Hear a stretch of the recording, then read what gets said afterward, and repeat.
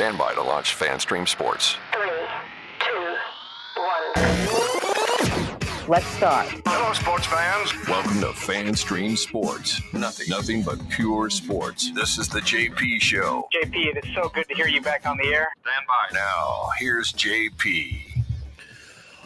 Welcome into a wonderful Tuesday edition of the JP Peterson Show as we have to deal with another Tampa Bay collapse.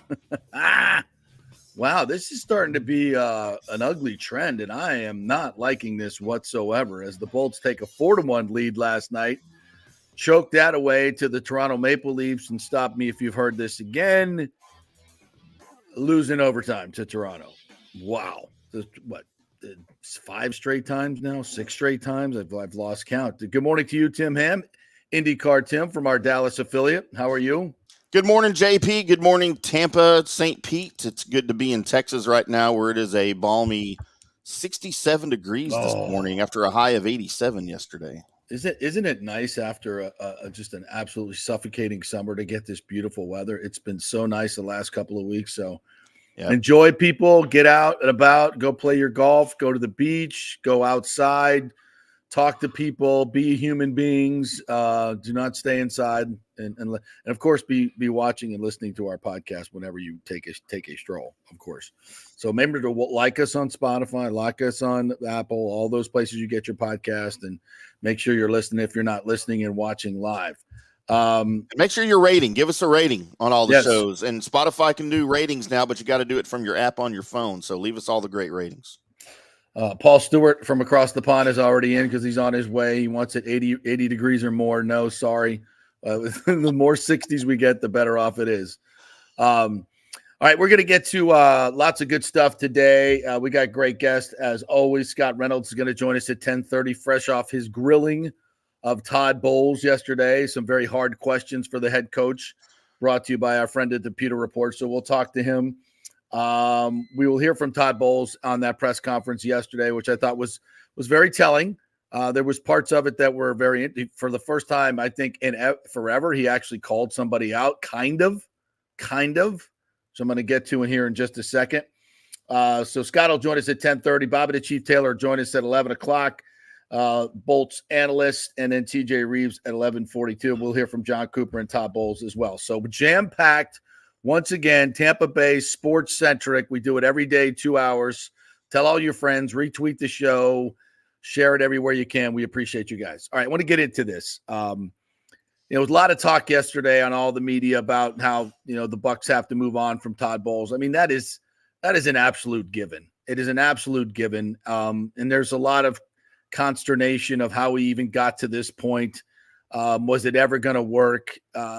Look, you hope that Todd Bowles would have learned some different things and applied some different things. And you hate to point the finger at one person because it's not just one person. But unfortunately, especially in the NFL, the coach sets the culture. The coach sets the accountability. The coach really is such a key figure in all of this. And when you've got a guy, and we've said this so many times, who's just an exceptional human being on so many levels, just the greatest guy in the world, everybody rooting for him, everybody wants him to succeed.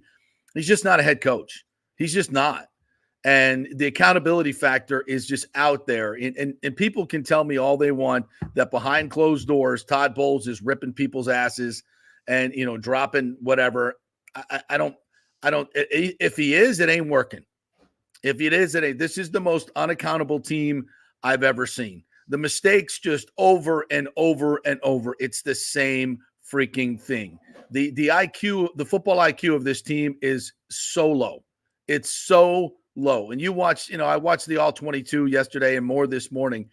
And there are so many breakdowns on every play. Just guys running wide open. They either have no idea how to play zone coverage or they're coaching this, whatever. It's on the coaching staff. It's on the coaching staff. And this is why I made such a big deal about this yesterday. The freaking Panthers, the second worst scoring defense in football, somehow kept C.J. Stroud to 140 yards passing. If we'd have played for 6 quarters, he'd have 900. There was nothing, and the Bucs did nothing. When somebody is torching you, you have to do something different. You have to put different players in there. And yes, he benched Ryan Neal way too late, again, giving up a 75-yard play. But there's so many instances on this tape of guys just not trying. They're not trying. And when you see Devin White on a 3rd and 12, not even want to come up and make a violent play on a wide receiver, for God's sakes. And that dude, you're allowing that dude to step out in front of your team and fire him up and be a captain and wear a C on his chest. I told you this weeks and weeks ago, folks. That does not play. It does not play. Everybody in the organization can see what's going on. And when that happens, everything falls apart. When you're playing favorites, when you're allowing guys to do whatever they want to do, and when Antoine Winfield's out there going, why am I busting my ass? Why am I putting my ass on the line when 45's out there doing whatever the hell he wants, never gets called out, gets a C on his chest? 9 is out there just running through the motions. So many of these players are just running through not even play. Carlton, 24 is a pair of shoes. I got the best wide receiver in football telling me he's the best defensive back. Really? Well, then he's giving about 30%, which is what he's doing. And he's allowed to do it. And it's just, whatever. It's just another loss. We're going to fix it. Got to coach it better. Got to play better. And I'm putting it on Bowles, but these players, have some self-respect. Carlton Davis, really? You want to talk all this mess in the preseason about how much you're going to wreck shit and we're going to get all these turnovers? As a group, secondary hasn't had a pick yet. How you've played 8 games? You've probably defensed, 300 passes. And you guys, I don't even think I've seen you get a hand on a ball. It's just awful. Just by numbers, they'd hit you in the helmet at some point. Nobody can catch a football. Literally, we're laughing, but Will Golston has an interception. The secondary has none. Or Izzian has a couple, or the corners have none. Are you kidding me? Zion McCollum, I can't even – your football IQ doesn't even measure in the double digits. I have no idea what you're doing out there, and neither do you. But yet, these guys keep going out there, keep playing. I don't get it, how you can be this bad in zone coverage and continue to play zone coverage because you're bad at man. But if you can't cover, then you got to get to the quarterback. I don't care if you're going to give up a big play because you're going to eventually going to give up a big play anyway. But at least you got a shot to get to the quarterback if you can outnumber on an offensive line that was completely beat up. And every time you blitzed in the first half and you held them to 10 points and great success. I think he had 130 yards passing in the first half. And then the second half, you blitzed 3 times. And none on the final 40. And by the way, if we go back to the final part of the game. First of all, you don't take you use your timeout instead of running 10 seconds off the clock. You could have kept the timeout, controlled what you do on offense by passing the ball, incompletions, clocking it, whatever you need to do, or use your final timeout if you have to. You already have the field goal in your back pocket. So the touchdown is just the game winner. What you can't do, especially with your shit defense, is give them 46 seconds to go the length of the field and then rush 4, which you admittedly can't get any pressure on, but you're going to keep doing it. Explain that to me. You can't get pressure with 4, but yet you're just going to keep doing it and hope that the guys behind them who have proven to you can't play zone defense, can't play man, are going to somehow on the last drive figure out how to cover.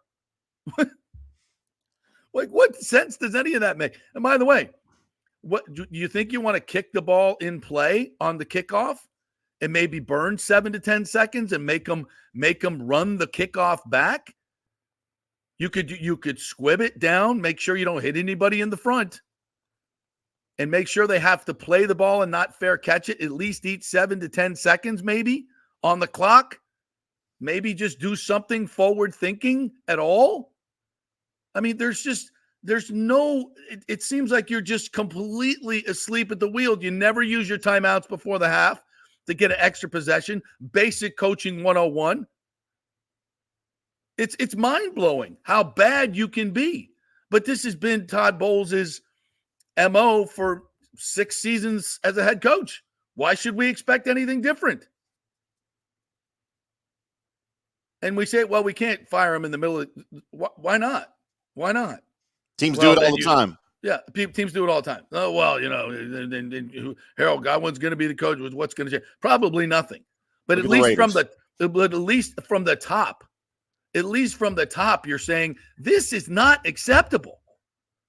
Status quo is not acceptable. We're not just going to sit here and just take it.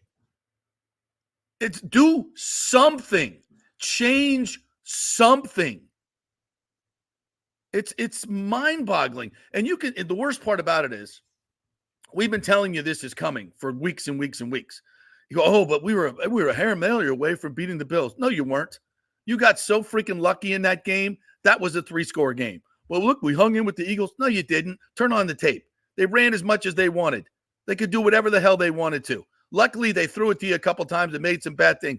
Well, at least Atlanta, we had a chance. Yeah, really? Because you punched the ball out at the one. He dropped the ball at the one. They made a lot of stupid mistakes to keep you in the game. Turn on the tape. You can't win at the line of scrimmage either side. You have a completely brain-dead defensive team. Offensively, half the time I have no clue what you're doing, but at least this game, if Baker Mayfield bailed you out again, Baker played great in this game. He made so many great plays. And if he's not making these great plays, you're sunk. You're sunk. Couple of quick questions. Oh, go ahead. Finish. Please. No, go ahead. Go ahead. I'm done with my rant. Number one, was there any element of surprise when Bowles was named the head coach when Arians left? Because there was for me, because I told you I have experience with Bowles here in Dallas in the mid-2000s. He was a defensive backs coach. Never thought he was head coach material, ever. And when he was named head coach, excuse me, in Tampa, when Arians, it shocked me. I'm not close to the situation, but it shocked me based on his history. Was that true of anybody in Tampa? Yeah, of course. But it was the whole way the thing went down, and we've rehashed this so many times on the show, but this was Brady pissed at Bruce Arians for not letting him go to Miami. Okay. And then he was like, well, then I'm not coming back unless Bruce is gone. This is my opinion. It's my opinion. But does anybody really think Bruce Arians, coming off a Super Bowl and 13-win season, didn't want to coach Tom Brady again? Really? You think he quit on his own? But he said, you know what? Okay, you're blowing me out. I want Todd Bowles to be the head coach. I want to take care of all my guys. Okay. Everything to placate Tom. No, was he the best guy to run? No. Hell no. Hell freaking no. Defense coordinator? Yeah, fine. He seems to be better in that role when there's somebody ahead of him atop holding all the players accountable because he's not able to do it. He's too nice a guy. They don't respect him in that way.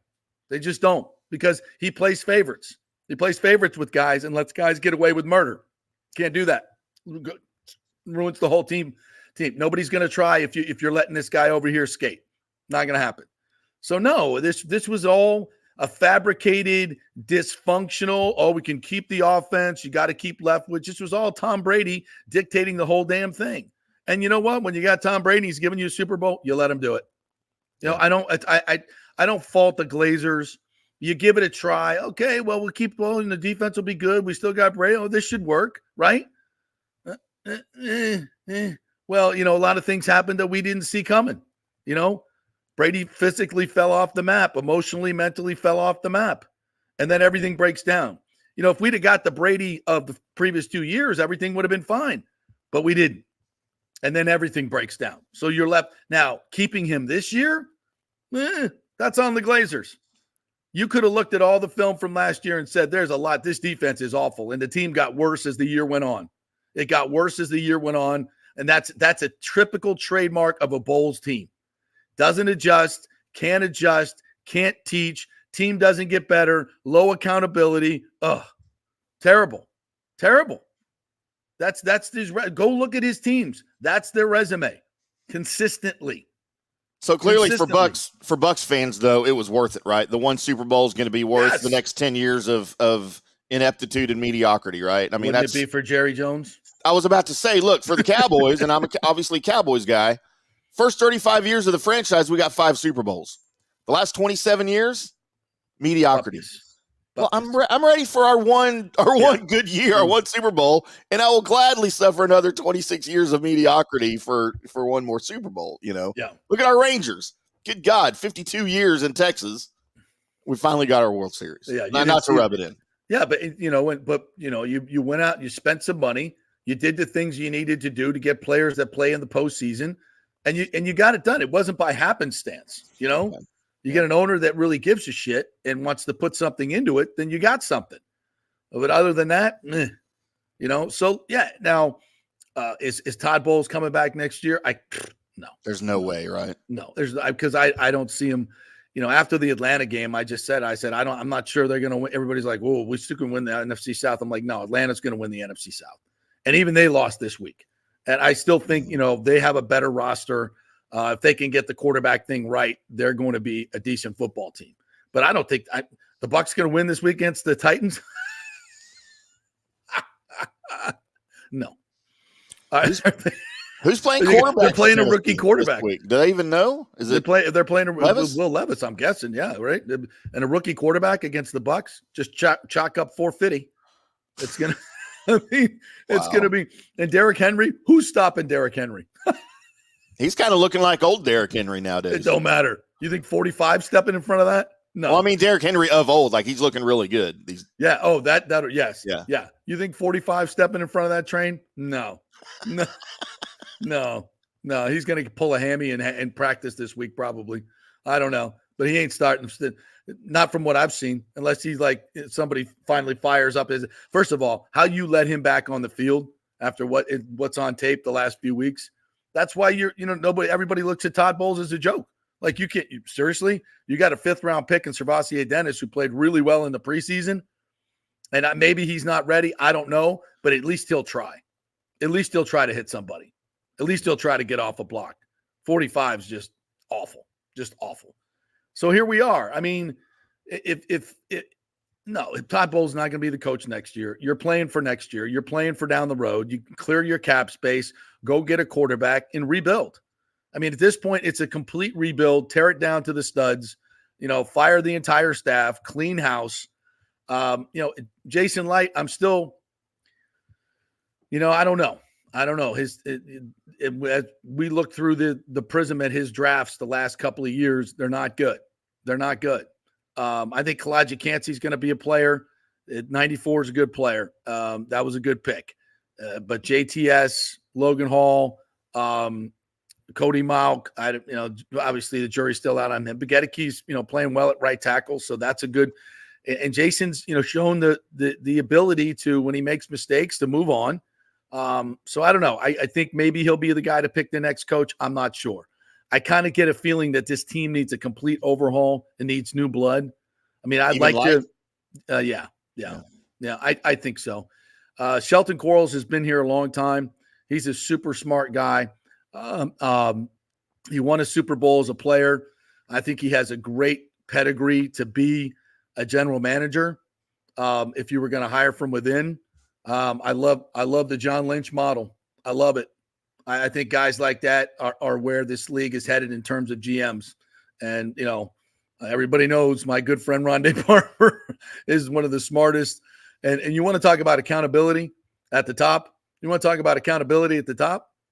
And I know Jason, he's a great guy. I'm not, I always feel bad talking about I'm not making these decisions, so it doesn't effing matter.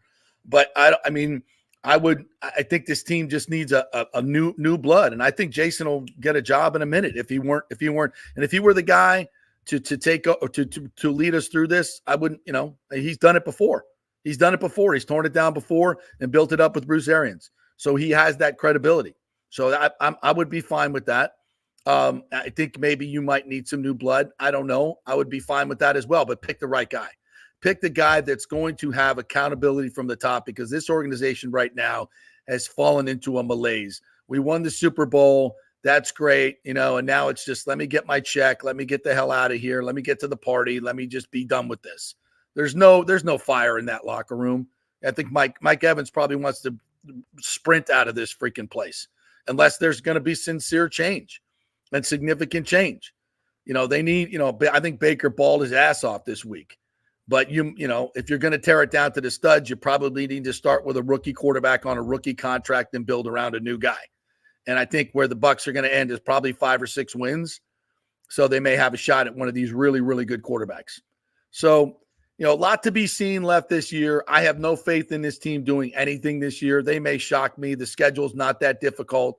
I just don't see, Bowles leading this dramatic, William Wallace turnaround. I just don't see it. I mean, call me crazy. I don't see it. No.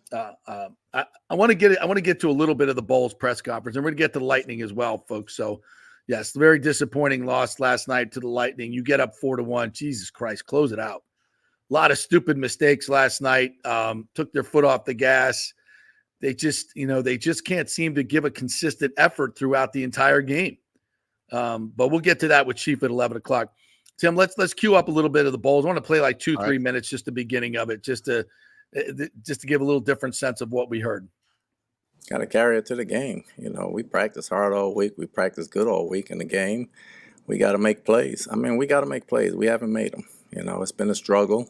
We didn't play well yesterday at all, giving up too many big plays. I think it were 9 big pass plays and over coverages we've been doing since day one. And it's not a communication thing.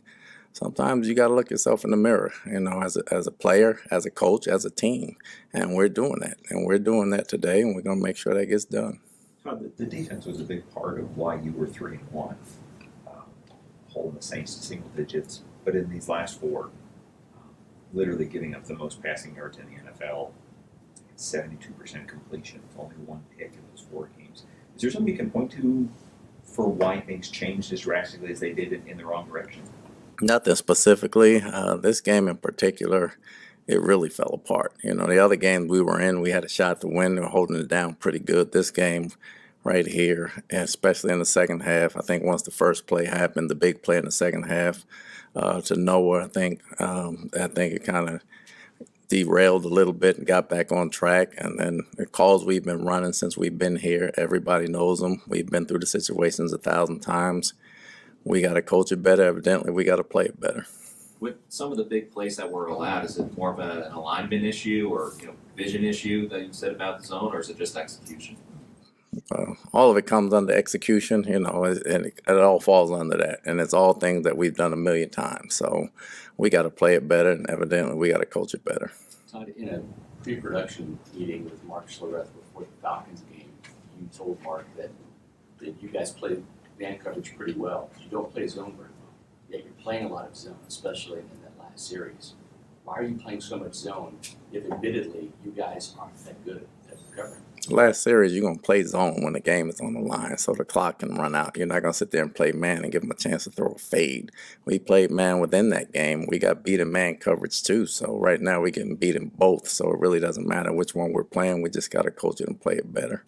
Can you walk us through the touchdown and tell us exactly? Wow. You're in quarters coverage, pretty much the whole way down the field, right? So we're in 2 and we're in quarters. We're in 2 most of the way. We're in quarters down in the red zone. Something we've done every day, a route we've seen every time. We just didn't make the play. So is it Carlton? Is that who it's supposed to be? That was his man. That was his play right there. The last 3 touchdowns, Carlton was kind of the nearest defender on all 3. Is he just tired at that point, or what's going wrong? No, he's not tired. Carlton's one of our players we rely on. He had a bad day. On your last drive, you had that situation with the fumble, and you had the choice between a 10-second runoff and using a timeout. Why did you choose what you did? And I know at the time you're probably wanting to give yourself time to get that touchdown, and you don't know you're going to score on the next play. But just what was the logic in choosing the timeout instead of the runoff? Well, that's exactly what you said. We wanted the time, not knowing if we were going to score. We have more time if the ball was thrown in bounds to line up and run another play. So we saw a shift at safety. Initially, it looked like. All right, that's good. That's enough. That's enough. Actually, was kind of in for. Can't take it anymore. So it doesn't matter what coverage you play, you suck and you're going to get beat anyway. What the hell is that? Pretty much what he said. That's pretty much what he said. At least he's honest. Hey, you know what, Tim? At least he actually called Carlton Davis out. He said he had a bad day. He actually called a player out. My heart almost stopped. I'm like, oh my God. Did he just? I think he did. He did. Yeah. And it's like, Todd, we all see it. You can't keep covering for these guys. because even publicly, it makes you look like a fool. You keep covering. Finally, you called somebody out. So in the last 2 weeks, we've admitted we don't play zone or man well. We don't know how to run a 2-minute drill. We can't do that. So we have to go slow. Otherwise, we're going to get too many penalties. Every one of those things goes back to coaching, and you're the coach. Oh, my God. You know what? Listening to that presser and listening to him talk the last few weeks that I've been on the show with you, JP, it's given me really bad PTSD flashbacks to when Jason Garrett was the coach of the Cowboys. Yeah. And every press conference sounded exactly the same.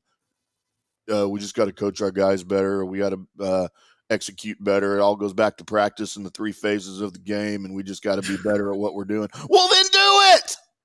Don't freaking just say it. Do it. God, it's maddening. It is maddening. It's maddening. And, listen, it's not easy. I'm not sitting here thinking I could run out there and be a head coach in the NFL, but at least I could give a public persona that, there's some accountability here and there's some fire and there's, some guys are cut out. Again, I said this the other day. It's like there's only, 10 to 15 guys in this world that can play quarterback in the NFL. To say you're not an NFL quarterback doesn't mean you're a bad human being. It just means you're not the elite of the elite. And there's only about 20 good coaches, right, that we know of that could do this in the NFL. Maybe not even that many. And Todd Bowles just ain't one of them. He's just not. You got to go find a leader that's going to put some fire in their ass. For God's sakes, and if he tried to be that guy, if he tried to be Mike Tomlin, it would be so inauthentic. Yeah. So I don't expect him to start yelling and screaming or doing whatever. He's just not that guy. And honestly, back to your question, Tim, from the very beginning, I don't think anybody thought, oh yeah. And it's like I see assistant coaches, like you saw Todd Bowles back in the day. I saw Mike Tomlin when he was a defensive backs coach here. And I, and Rondé he was Rondé's coach, and I got to know Mike pretty well. And from the day I met Mike Tomlin, I was like, damn, this guy is going to be one hell of a head coach. You just kind of know, right? Get to there's people have charisma, man. Charisma is not something that you check boxes. You just got it. And when you meet somebody with charisma, they have a presence. They have a presence about them, a credibility, a gravitas. They just got it. And that guy's going to be, I thought the same thing about Herm Edwards. And not to say Herm was a great head coach, but I think he was a pretty damn good one. Yeah. And I think he's a great leader of men, and you just see people along the way and you're like, I think that guy's got something special. And Todd doesn't really strike you as that guy. Smart guy, great dude, very organized, works his ass off, all those things that check a box for a coordinator, not a head coach. And it's okay to be a good coordinator. It's fantastic. That's another hard job in the NFL. Look at Norv Turner, great coordinator, sucked as a head coach. Butch Davis, Dave Wanstead. You can go all up and down the line of guys that are great coordinators and couldn't cut it as a coach. And that's okay. Be a coordinator. Yeah. Still make a ton of money. And before we get to Scott, I'm going, a couple of really great comments here. I want to get to your comments, guys. And somebody mentioned, let's hire Rondé as the GM. And who mentioned, and James says, and make Johnson the team president, or move Jason to team president. That's a great idea, because Jason has such a great rapport with the Glazers and the owners, and Jason knows football, and he can talk to them about this is what we need to do and why we need to do it. And I think Rondé or Derek would be a great John Lynch, template type of guy that just brings that accountability and knows talent. And from a head coaching standpoint, they're going to bring in a guy that's going to be much in their image, like no bullshit, not taking it. You guys, you have to perform. Can you imagine looking at a head coach that's in the spirit of a Rondé Barber or Derek Brooks, and then having that Derek or Rondé on top of them? You want to talk about accountability in an organization and football knowledge, and knows how to team build, knows how to win.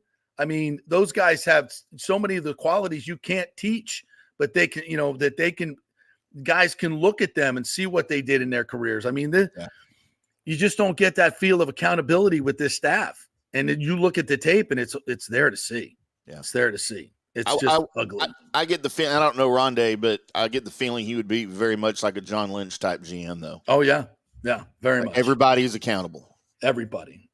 Yeah. Even himself. Rondé's having too much fun in his life right now, though. I can only imagine. His kids are still in college. His lovely daughter. So timing may not be right, but maybe in a couple of years. Yeah, and I think he's too competitive to just be playing golf the rest of his life. I can't. Right. I just can't. I don't know. He'll find something, but I think he would be tremendous at it. I really do. All right, we'll take a quick break. When we come back on the other side, Scott Reynolds is going to join us from the Pewter Report. Can't wait to he had some great questions for Todd Bowles yesterday, some very pointed questions. So we will chat with him about that. We are brought to you by The Patio. We'll be there 5 to 7 o'clock on Friday afternoon. It's always a great place to watch football, basketball, hockey, whatever you want to do. We'll have a hockey game tonight in Montreal. So head on over to The Patio.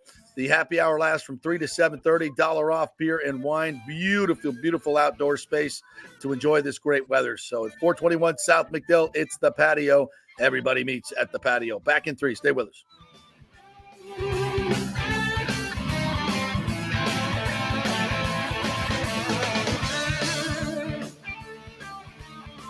Thank you for my sandwich. Around the house. Well, the Golden Diamond Source will purchase a variety of different types of coins and bullion.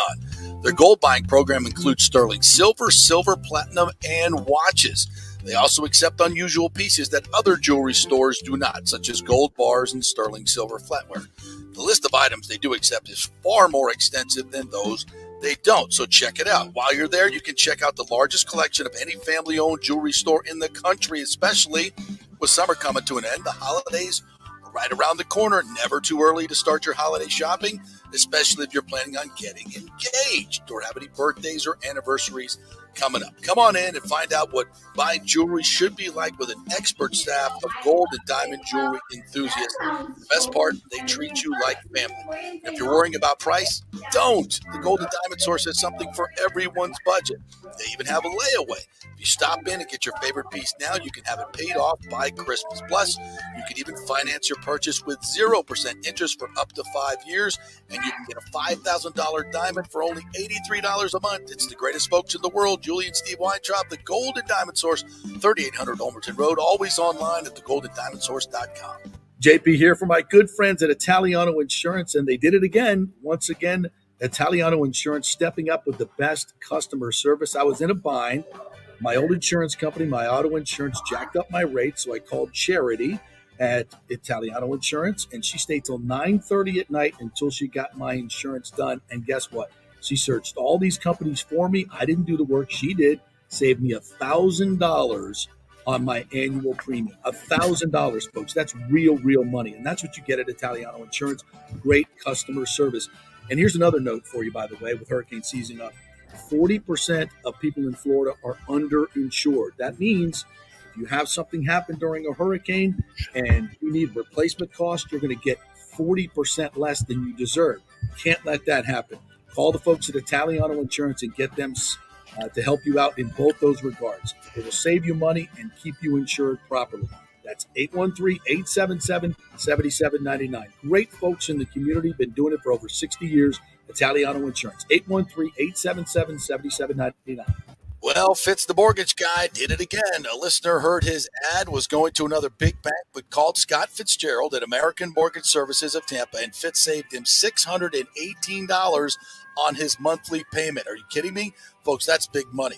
Rates are going up, they're going down, they're going all over the place. Scott will shop your loan and save you lender fees and get the best rates. Email him, scott@amstampa.com, or call 813-294-7595. That's Fitz the mortgage guy. Lots of stuff going on right now, and these rates are going all over the place. You need somebody knowledgeable in the market that will work hard for you and get you the best deal. That's my man, Scott. He's done 3 loans for me, done thousands of loans for local folks here, works with a lot of the coaches and players in the area. He's the guy. 813-294-7595, or go to scott@amstampa.com. Let's go. Right now, back to the show with JP.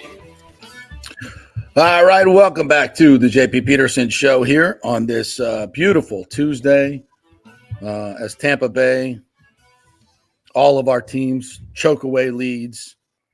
It was a great run while it lasted, though, Tim. That's all I can say. It was super, super fun. But it was fun having that parade with the Lombardi Trophy in the water, right? And Gronk and Brady throwing it back and forth. And lots of boat parades, Lombardis, Stanley Cups, all kinds of stuff. So is that just the norm over there when y'all win something? You just do the boat parade? God, yeah, it's awesome, our new thing. Man. It's a boat parade. Yeah. Why have one of those boring parades, with the buses and all that stuff when, hey, we're Tampa Bay, when you got this beautiful waterfront where everybody can get a great glimpse. No. So yeah, it's a great new thing. Might be a while till we have another, though. Might be a while till we have another. If we had a boat parade down the Trinity River through downtown Dallas, we'd find a bunch of dead bodies probably floating around after stirring up the water. It's ridiculous. Yeah. Do they do that in San Antonio with that little river thing they have there? That's too tiny. You ever been to San Antonio? Yeah, I have. Yeah, it is. That thing's tiny. Only like 15 feet wide. I mean, it's and it stinks.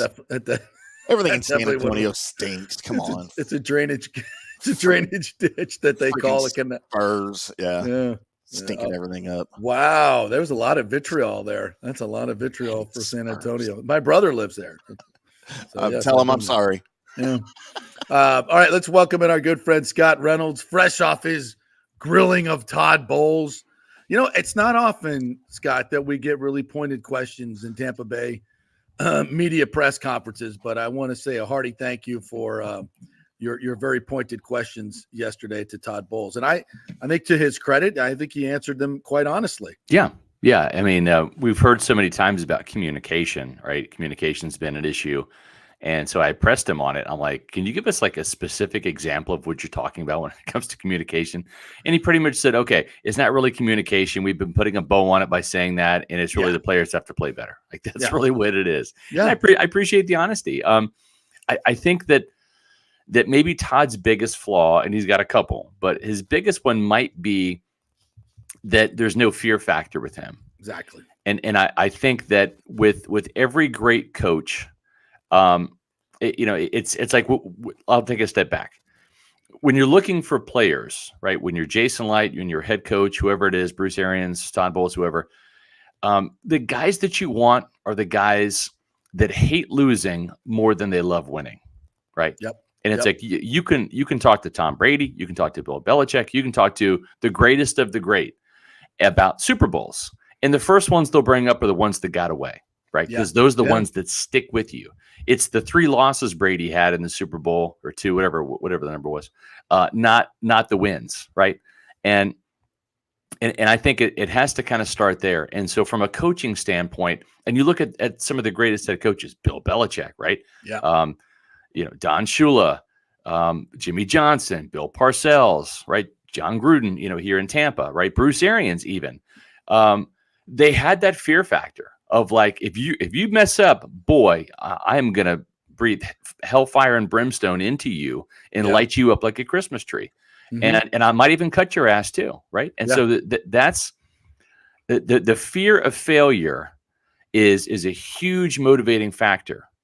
And I think that's kind of lost in today's coddled generation. Oh my God. Right? Yes. They don't want to be criticized. And so I think a lot of times coaches, they have to they think they have to wear kid gloves and all that.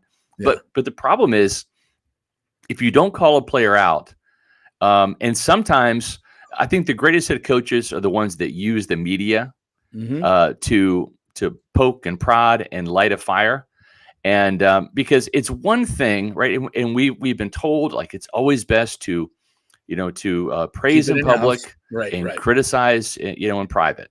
Mm-hmm. And that's fine when you're talking about, your kids, your family, whatever. But when you're talking about professional athletes, this is what they get paid to do. Right. Right. The games are on television, guys. Right. The games are fully televised. We got the all 22 now, too. We got the all 22. Right. So, and it used to, remember in college football, like it used to be when there's a holding penalty on an offensive lineman, they didn't call out the number. Right. And they're just calling out the number. Right. Because everybody can see it.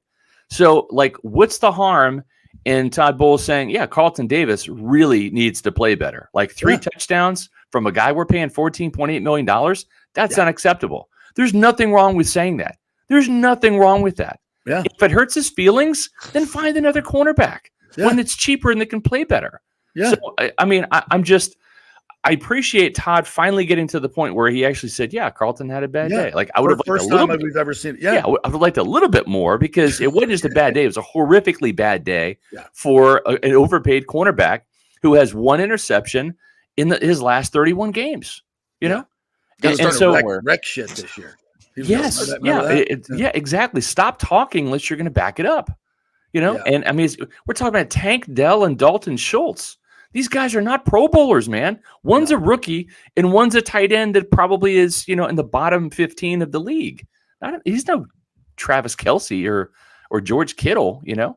And he gave up an out route on the goal line. You didn't have to worry about him, you know, worried about the tight end running by you. Right. It was an out route. You just like, dude, like, do you not have any professional pride? You've got Winfield in the middle, right? If he goes to the middle, like all you have to do is defend the out. That's all you got to do, right? So against the tight end. Against the tight end. Exactly. Yeah. So, and that's what really gets me is these, and this is why it comes back to the coach, right? Yeah. If the guys are going to put that on tape and feel like they can get away with it, then it goes back to the leadership. It goes back to the coach. Yep. And he just, those first four guys you mentioned, not as much maybe as Bruce, but Bruce can have some a-hole in him. But those first four guys you mentioned, those coaches, they had a lot of a-hole in them. Well, Todd just doesn't. Exactly. And those guys, they didn't put up with this. No. Right? No. It's like if you give up 3 touchdowns, like you're on the bench if you're a really, really good player, right? Yeah. Like it's like you don't get to play if you're going to play that way, right? Right. I can't cut you because of the salary cap and because you are a starter, right? You're better than the back I'm gonna put in, but man, I'm gonna give the guy behind you a shot, man. Yeah. Now here's the problem. Here's the caveat. This year, when you make the calculated decision from Glaziers to Jason Light to Mike Greenberg to Todd Bowles, this is the year we're going to pay off the credit card, right? Yeah. We're gonna go bargain hunting. We're going to shop at the dollar store, and as a result, we're not going to have a lot of good depth. It's just not. And some of the starters we have to plug in, you know, what $1.5 million safety and Ryan Neal, you know, $2 million left guard and Matt Filer. I mean, these guys aren't that good. Well, I'm just saying, but it's like you get what you pay for sometimes in the league. And so this is the year where maybe you want to bench some guys. And of course, we've talked about the Ryan Neal, D. Delaney thing for weeks now. Yeah. But it's like, if you're going to bench Carlton, who are you going to put in? Who are you going to go to? Yeah, because now you're benched Ryan Neal and you have D. Delaney at safety. He would be the cornerback you'd put in because you have Jamel Dean, who's got the concussion. So you have Zion McCollum, and he played a terrible game too, right? So was it too much? Like, how is it too much to ask for the coaching staff to get these guys to play better? No, it's not. I mean, and you know what? For God's sakes. And I'm going to say coaching staff because it starts with Todd Bowles. It starts with him. There's no doubt about it, right? I mean, he owns this. He's the head coach. He's the defensive coordinator. This is his defense. These are guys, and I started off the press conference with, you've got 7 guys on defense with Super Bowl rings, right? You've got a lot of these guys have played together for years, and you know, and I'm only guessing here. I don't know if something's like affecting Carlton off the field.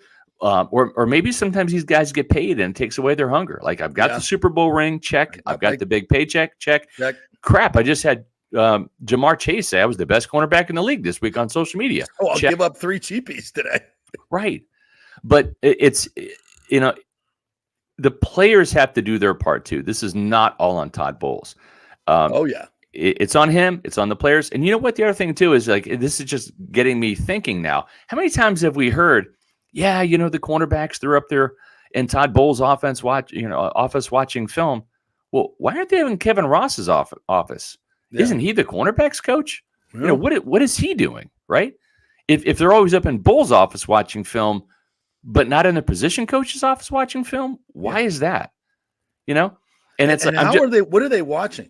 And if they're watching all this tape and watching them play so poorly, it's how do you not fix it? Yeah. How do you not fix it? Like, how do you not understand this is what you have to do in this situation? Yeah. But, and Scott, let's move on to some of the questions you guys had yesterday about just basic game strategy. Right. You know, they're taking the timeout instead of the 10-second runoff. What are you doing? Like, we're taking the 3 timeouts to the house again. Yeah. In the first half. Yeah, that was Lovie Smith like right there. You can't this is 2023, bro. We're not doing that anymore. You have to figure out a way to get that extra possession. Yeah. Even when the other team has the ball. Come on, JP. We're talking about a field goal in a 2-point game. Oh yeah. Yeah, exactly. I mean, it's so, especially when you got a kicker who can make them from 65 for God's sakes. Exactly. Yeah. I mean, this is just basic. This is basic math. It's basic forward thinking that he seems to completely fall asleep on. Yeah, I mean, he's 3-5. We've seen this movie before. I mean, you can insert the character Lovie Smith, Greg Schiano, Raheem Morris. We've seen this movie before. We know how it ends, right? When you get to this point, and I mean, that was, I called the Lovie Smith game the collapse at the Capitol back in 2015, right? Yeah. When they had the 28-7 lead at halftime. That was the Kirk Cousins. You like that game? I mean, that was the game, right? And that was the beginning of the end for Lovie Smith, right? Kirk Cousins was like slant all day long. And like Lovie Smith never figured out, hey, I got to stop the slant pass. Yeah. And he allowed that comeback to happen. This was Todd Bowles' Houston, we've got a problem moment. It just is. And, and you look at the remaining games now, there's 9, right? The magic number is 6, right? You got to show progress. You got to get at least 9 wins, right? So we know they're going to lose to San Francisco. We know the Jaguars are going to come in and roll them because they're both better teams. Okay, way better. So out of the 9 games remaining, those are 2 losses, right? So you take those off the board. Now you have 7 games left, and you have to win 6. The good news is they're winnable games. We're talking the Colts. We're talking the Falcons. We're talking the Saints. We're talking the Panthers twice. The problem is the Houston game was a winnable game. The Atlanta game was a winnable game. Exactly. Right. So if you can't beat Houston, who's down 2 safeties, a kicker, 3 offensive linemen, 2 defensive tackles, 2 defensive tackles, their best, Sheldon Rankins, their number 1 running back in Damian Pierce. Yep. I mean, they were so depleted, and you couldn't even beat them. And you got 37 points from your offense, which is like just as many points almost as the last 3 games combined, which was 40. So you scored 40 points in 3 games. You scored 37 in 1. And you have a 10-point lead, right? They scored a field goal on their first possession. That's the second time that's happened this year. They had a first quarter touchdown. That's a rarity in Tampa. You had a 10-point lead. If anything, if you're a defensive player, you should be playing inspired football. Holy crap. The offense showed up today, right? Like, man, I'm going to pull out. Yeah, we can win. Exactly. Yeah. And they didn't. But they don't care. They don't care about winning. I don't know that they do. It's interesting what you said about them not when they're not called out in public. This is the Instagram generation, right? Yeah. This is the social media generation. Yeah. They probably care more about getting called out publicly on Instagram than they do in the meeting. Yeah. So why not do it? Not do it? Right. Well, that's where you really hurt them is on their social media. yeah, exactly. And the funny thing is, and I'm saying this as a blanket statement, and I'm not calling anyone out individually, but it's like if you look at some of the pictures, and listen, people could post whatever they want to post. I don't post a lot of stuff on social media. I leave that to my wife. She does that, and I'll repost it. I don't have a lot of time for that. But a lot of it is look at my threads. I'm going to the airport. Here's my threads. Here's my game day threads. And all of this. And it's like, if I'm a football player, I'm this is my sack. This is my interception. This is my game-saving tackle. I'm posting that stuff up there, right? I mean, people can do what they want, but it's like, where are your priorities? And John Gruden said it best a long time ago. He said, there are 2 types of guys in the NFL. There's players and there's playas. And players are guys like Rondé Barber, Warren Sapp, Derek Brooks, Warwick Dunn, Mike Allstott, guys that Jason Pierre-Paul, right, was a player, guys that probably would play for free, right? That they just love the game of football. They're ultra competitors. They're alpha males. They're alpha athletes. They're winners, right? And then the players. I remember back in the day when I used to go to Ybor City, like back in the 90s, you could see who the players were. These were the guys. I'm a Tampa Bay Buccaneer, Hey, lady, how are you? I'm just saying it's like they like the paycheck on Friday. They like the fact that they're an NFL player, right? They post, stuff on it. Look at what I bought with my paycheck, right? Mm-hmm. And it's not, let's go win a championship. Right. Scott, I have a quick question for you. You guys touched on the lack of clock management. That's not just a Tampa thing. Like, I feel a ton of teams lack in the clock awareness, especially at the end of the half, at the end of the game. Yeah. The Cowboys have been notorious for that for years under several head coaches. And it boggles my mind because I know years ago, I can't remember who it was, someone started employing on their coaching staff. Yeah, they need a clock management coach, right? Yeah. Some assistant that's in the ear of the head coach that makes him aware of the situation because he may have other, especially if he's the offensive play caller, he's got other things going on. Yeah. Say, hey, we need to start calling timeouts right now. Why don't more teams do that? Because you got quality control coaches. You've got coaches for freaking how to tie your shoe before the game. You've got everything. But nobody pays attention to that, and it causes loss. It's maddening, right? I mean, I was that guy on our Pop Warner team, right? Because usually when it came down, I was a defensive coordinator and defensive line coach, and when we were on offense, I was the one in the coach's ear, like got to hurry up, coach. We got a minute and a half here. We only have one timeout. Like you need that sometimes because when you're looking at the field and you're trying to, which personnel group they have in. What's the down and distance? What hash are they on? It's like, you're right. You need help. You need that guy that is that little gnat that's saying, all right, coach, you probably have 3 shots here, 20 seconds left, 1 timeout, right? And if you use the timeout, now you probably can't call a running play, right? Exactly. Or you can't get tackled in bounds. You got to throw it to the end zone, right? It's just little things like that where it's like, if you're Dave Canales, you're looking at your play sheet and you hear that, you're like, okay, well, I can't call this play because this has got 2 little curls. We're 7 yards away from the end zone, and both these curls are 5 yards, right? You can't call this play, right? It just, the more information you get, the better. And it's like, the NFL has been infiltrated with analytics, and it certainly serves a purpose. I'm not poo-pooing analytics whatsoever, but what is analytics? It's information. It's statistically driven information. But sometimes you don't need statistics. You just need somebody, like you said, Tim, to watch the friggin' clock. Yeah. And just inject that in there and say, hey, coach, maybe we use a timeout here on defense to save some time for our offense so we can get a field goal, right? It's little things like that, especially when you have a head coach who is a play caller, whether it's offense or defense, you need that. Mm-hmm. Scott Reynolds joining us. Yeah, Scott Reynolds joining us here from Pewter Report. So, Scott, another thing that is calling me about this game is the zone defense at the end of the game. Especially, it's the end of game, end of halves things that really are where strategy comes in. And he literally admitted to you, we don't get any pressure with 4. Correct. We don't get, but yet in 46 seconds left to go, you're backing up 20 yards. So you're giving them 10, 15 yards per play with 46 seconds left, and they have 2 timeouts. Yep. Just do the freaking math. And I'm not going to get what's any the old pressure saying, with 4. JP? What do prevent defenses do? They prevent you from winning. It's it's almost like he's scared to do anything aggressive because that can come back on the coach. You can't coach that way. And you know damn well that you can't get pressure with 4. So why are you rushing just 4 and playing this soft ass zone? You guaranteeing a loss.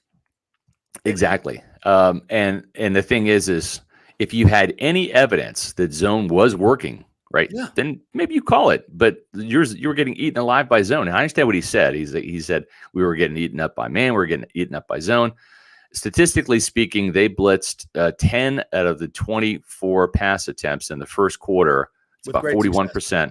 With great success. And it was he got sacked once. He threw a touchdown, and then Bulls called off the dogs. They blitzed him 3 times on 20 passes in the second half. Yeah. And you can sit there and say, okay, well, we blitzed, we gave up a touchdown. Okay, well, that was 1 touchdown. Yeah. And you gave up 10 points in the first half. In the second half, when you didn't blitz, you gave up 29 points. Yeah. Right. And 300 yards passing. And 300 yards. So I'm with you. And you've got a rookie quarterback. This isn't Matthew Stafford. This is not 2021, right? Blitz him, blitz the hell out of it, and go down swinging, man. And just, because And this is kind of what I pointed out to Bowles. I'm like, Todd, like you said in a pre-production meeting to Mark Schlereth before the Falcons game, you play really well in man coverage, and you struggle in zone, but yet you play more zone. Like what's the thinking there? And I'll say this.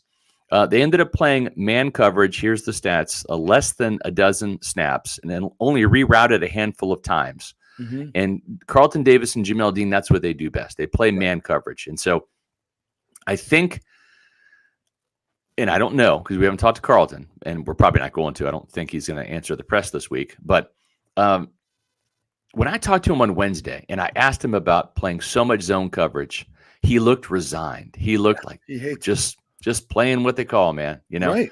And I think there's a little bit of a kind of a FU protest going on with the cornerbacks between the quarterbacks and the play caller, who's the head coach. Mm-hmm. And they got to get that settled, man. They really do. And again, it's like Todd Bowles. I think the reason why he plays so much zone coverage is because he's trying to hide the weaknesses. And any good coach will do this. Play to your strengths while hiding your weaknesses. Sometimes you can't do both. Right. Okay, so like circumstances, exactly. Play to your strengths. Yes, and try to win that way. And the weaknesses, of course, are Ryan Neal at safety and Devin White at linebacker. And he wants to mask those weaknesses by playing zone rather than putting him in man conditions. Well, get rid of Ryan Neal. Like play D. Delaney full time. That solves one problem. And then Devin White, you know what? It's maybe you have to just hang him out to dry a little bit and say, we're not going to hang out our cornerbacks to dry. We're not going to hang out our safeties to dry. If Devin, the good news is coverage. Just send him every freaking play. Be Micah Parsons. Exactly. He's never going to be Micah Parsons, but at least send him every play. If that's what he does best, I agree. Do it. And just figure out some coverage. Exactly. Spot drop, or JTS or whatever. You should be able to cover 3 with 6. Yeah, because typically they're going to protect if you're bringing blitzes. So it's just play to your strengths. And I think also as a head coach, sometimes it's more cowardly because you don't want to be the person that blew it. Say, oh, we went full blitz and that's on me. We tried to do it. And you're right. And also too, I think it's easier to forgive yourself, right? Yeah. You know what I mean? Rather players when it's zone. But rather than hold a grudge at your defensive coordinator because you did that, it's almost like, okay, well, I did it. I can live with that, shame on me, right? Rather than be pissed at somebody, then like, am I going to fire this guy or what am I going to do? Or not got to get on the hall and yell at him. It's easy. It's just you look in the mirror and say, I'm doing this wrong. But he's got to make some philosophical changes. He's got to make some personnel changes. Otherwise, I'm telling you right now, Will Levis is going to come in here and say, you should have drafted me at 19, Tampa Bay, and I'm going to show you what you missed out on. That's coming on Sunday. It's coming. And Derrick Henry's coming. And this is who's tackling Derrick Henry on this team? Not Devin White. He's not. He's making business decisions, man. He is playing as soft as Wonder Bread. Nope. No. Is anybody afraid of Will Levis? Wait, is this breaking news? You guys are scared of Will Levis? Yeah, absolutely. Yes. Yeah. Wow.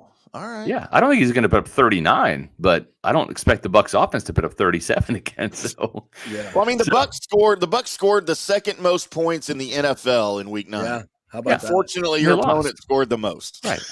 So, I mean, that's something for the offense to fall back. Well, on, right? Is it a start of something good or is it just an aberration? I don't know. I mean, Houston was down so many players on their defense. You don't score against them. You really, really suck. So I'm not gonna. Yeah. I'm not going to sit here and say, "Oh, the offense is back." They'll play a significantly better defense this week against Tennessee. So at the same time, I think the offense has got to score 24 points at least, maybe even more to win. Because I think Levis is going to have a day. Yeah, this defense is awful. It's god awful, and that's why I have very little hope for the rest of it. But I have hope that I'll get great coverage from the Pewter Report. So tell me what you guys got coming up. Well, we got a podcast tomorrow on Pewter Report TV. That's our YouTube channel at 4 o'clock. We go live. If you miss it, that's okay. We got it in podcast format. You can check out all of our podcasts. We do them Mondays, Wednesdays, and Thursdays at 4 o'clock. We'll have our Bucs Titans preview tomorrow at 4. Make sure you subscribe to Pewter Report TV. It's our YouTube channel, and hit the notifications button, let you know when we're going live. Also, check out pewterreport.com, the mothership, for injury reports, game coverage, inside scoop and analysis, as well as following us on social media on X, Facebook, and Instagram at Pewter Report. Great stuff, Scotty. You guys are the best. Appreciate I never it, missed guys. an episode. We'll see Thank you you. soon. Thanks, man. Appreciate it. Great. Scott Reynolds right there. And thank God that he was asking. They were all asking great questions yesterday. The media stepped up yesterday. That was good. And we all know the questions to ask, and we all know the answers. Unfortunately, we know the answers we're going to get. So at least this time he called out some players, and maybe that's the beginning of something. Hopefully. I mean, most of the time in those pressers, that the reporter knows the answer to the question already before he asks it. Yeah. And I feel like that's never been more true than with Todd Bowles, because it's the same answers every freaking time. Yeah. But yeah. So why ask tough questions? I guess sometimes it's just, but because it's your job. It's your job. It still needs to be done. Yeah. Absolutely. All right. Let's take a quick break. When we come back, we're going to switch over to some hockey. Bobby the Chief Taylor will join us. We'll talk about last night's overtime loss to Toronto. It's freaking Groundhog Day. Brought to you by the Jeeves Law Group, JEEVES lawgroup.com. If you've had an accident or your car has been totaled, you didn't get a great settlement, something that they do really, really well, give them a call, free call, JEEVES lawgroup.com. See if you have a case or any legal needs whatsoever. It's the Jeeves Law Group. All right, back in 3 to talk some hockey with the Chiefs. Stay with us.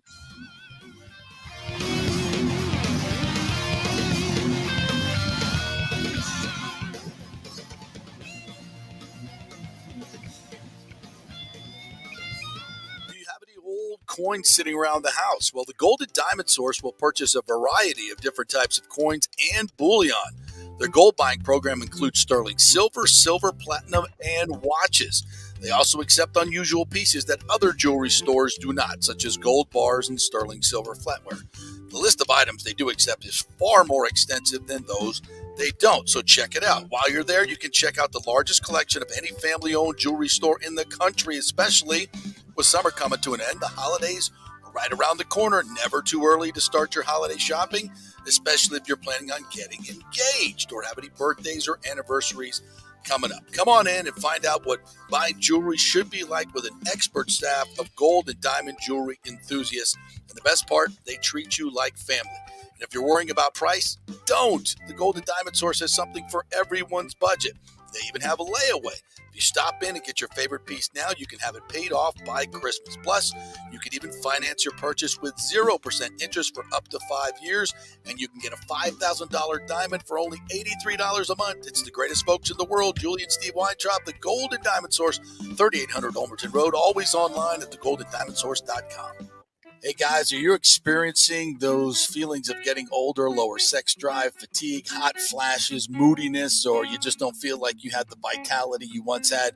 It's a chronic problem here in the United States. You're not just getting old, it's likely low testosterone. Studies over the last 20 years show a shocking decline in younger males aged 16 to 39. Older men have seen a sharp decline as well. So do something about it. Go see my friend Christopher Lugo at Bay Area Modern Medicine. Look, testosterone replacement is not a frivolous treatment. It takes a professional, targeted approach that focuses on total body wellness, vitality, and emotional stability, not a one-size-fits-all approach like many clinics use.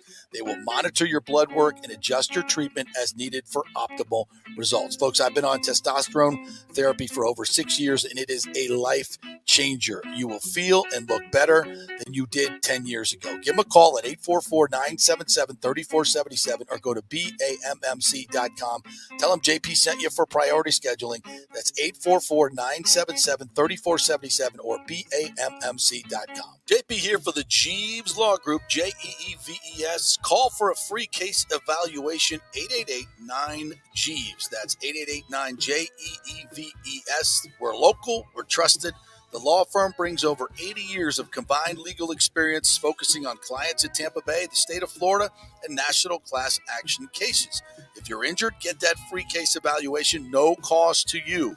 The Jeeves Law Group's focus is on auto, truck, and motorcycle accidents, as well as class action and consumer protection law. Scott Jeeves is a board-certified civil trial lawyer and a certified circuit court mediator practicing in the Tampa Bay area for over 30 years. You hear him on the show all the time. Great guy, big Gator fan, and great for the community. The Jeeves Law Group is a highly skilled team with years of experience that will apply their skills, expertise, and knowledge to assist individuals who have been in an accident with compensation for damages, lost wages, medical expenses, pain and suffering, and property damage. Get that free case evaluation, 888-9-JEEVES. That's 888-9-JEEVES. Coming back at you. Now, more with JP on FanStream Sports. It's only just begun.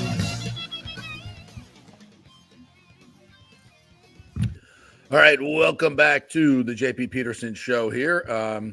Timmy, just let me know when you got Chief on the line. No worries. Yep. Give me just a second here. Yep. He's probably out walking the dog anyway. I had to get my coffee ready here too. Want to remind you folks that we will be at the patio. That'll be Friday from 5 to 7 o'clock. We're having a great time there each and every Friday for happy hour. Got a great crowd over there. We have the fan mic. So if you great fans sit down with us, Peter Blake and I, just shooting the crap about the week that was in all Tampa Bay sports, having a couple cold beers in a beautiful outdoor setting at the patio, 421 South McDill. Great place to watch any. So if you're going to watch a little Lightning game tonight, head on down there, tell them JP sent you, and they'll take $1 off all beer and wine of their already low prices. If you've been to a sports bar lately and it's not the patio, you're probably paying about $9 for an IPA, $14 for a cocktail, all that BS. Nah, not at the patio, folks. Great prices, great staff, great atmosphere. It's a real fun place. So head on down to the patio for all your sports watching there in South Tampa or wherever you are. Make the trip down. 421 South McDill, about 5 minutes south of 275. So easy to get to. All right, we got Chief aboard. We should be good. Bobby the Chief Taylor, without his dog, or maybe his dog is there. I'm not sure. Joining us now. What's up, Chief? How are you? I'm doing good, JP, and the pool guy left, so Gibbs is going to be quiet. Fantastic. Well, we watched the little Groundhog Day last night as the Leafs come back and beat the Lightning in overtime. Man, so much good stuff in that first period. I was just loving it. And it was a great hockey game last night, by the way, so much better than the NFL game. Fantastic to watch.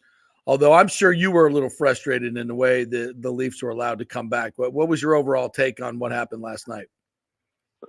Well, yeah, exactly. I mean, you go out to a 4-1 lead, and you got to win the game. Yeah. I mean, it's like the Bucks. You know, you got 38 seconds left. You got to win the game. Yeah. Especially when you know what the heck they have to do. They just have to pass the ball. You know, for us, it was a matter of. It's really amazing to me how this team. They're puzzling to me, really, because there are times they just look like, my gosh, they're back to that same groove they had a couple years back, or, you know, for the 5 years where they went to the finals and won the cup twice, and, you know, and then all of a sudden they just stopped playing. And the one thing about it, sometimes, you know, JP, coaches have to take responsibility. Yeah. I know the players have to produce on the ice. I understand that. But what's the big thing that Coop was talking about for the last 3 times that we've lost in overtime? We never win a face-off. Yeah. We never win a face-off. We never win a face-off. Well, last night, he puts out Braden Point there. Now, he's one of 4 centermen throughout the whole game, and they have these stats there. The whole game, he ended up going into overtime. He was 40%. Every other centerman was 50%, and Glendening, who they brought in to win faceoffs, you know, was up to 60, and even Cirelli was close to 70. So why would you put your worst faceoff game of that game in overtime when you need puck possession? That's weird. That's what I don't understand. And we never touched the puck. Again, we never touched the puck in overtime. Yeah, that's just it's mind blowing. And then there were opportunities to get the puck, and it seems like every time in overtime, it just seems like the Lightning, when they have it, are kind of blasé about it. Like they don't really, you know, there's back passes and no look passes. I'm like, in overtime, what are we doing here? And you give up possession, you give up the game. It's that simple, because teams are playing like hold for a shot. But the last thing you're going to do is like make some flippant pass. and then they're not able to get control of the puck at all. It's bizarre. I know, and it is crazy. And on the winning goal, okay, it's 3-on-3. It's basically man-to-man defense, right? Right. So the guy with the puck is over by the boards. They have a forward there, and Sergachuk chases over there to go get him. That leaves two guys in front, and point has to go to the guy that's in the slot. He passes to the guy to the side and redirects it there. Yeah. So even the forward defensemen and the forwards don't think right. Now that's just for me, it is lack of concentration, and also there's no repercussions in playing like that. Yeah, because that's been going on for a long time now. There's something has to happen. Either we've got some players that don't think or don't care, or not. You wouldn't say don't care, but don't think very well, or they're not getting reprimanded for when they do play badly. And you know what? This is pro sports. This isn't pee-wee hockey. This isn't youth hockey, or where you don't chastise a guy because he'll run home to mommy and cry. Well, maybe they will do that up here. I don't know, but this is pro hockey. We just had a Division I quarterback go into the stands and get consoled by his mother and cry on his mother's shoulder after a football game. God! Are you kidding me? Come on. Caleb Williams, and people were like, "Oh, isn't that sweet? Isn't that wonderful?" I'm like, "Are you kidding me?" All over TV too. You go cry to your mother because you just lost a football game in public? Oh my God! Well, this is. I know we all sound like a bunch of old heads here, but my God, I know we do, but good Lord, I don't know. You can't get angry at a player. You can't. Yeah, you can't call out and say you're playing like crap. Right. Oh my God! I'll run to my agent. You know what? Jeez.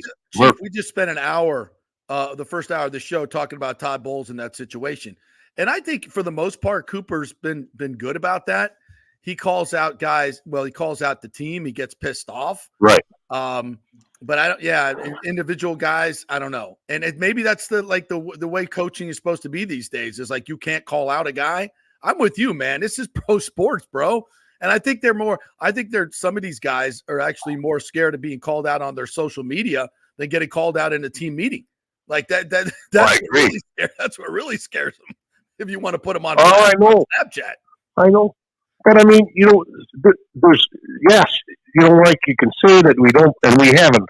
We've played, what have we got, 11, 12 games now? We've probably played 2 where we were full 60 minutes. Yeah. And even the Ottawa game, I thought we played, even though there was a lot of goals scored in the third period, they kept responding to the goals, and they didn't stop playing. They just kept going and coming back hard. Well, last night against Toronto, you're up 4-1. All of a sudden, it's we're fine. So let's just la-di-da for the rest of the 40 minutes.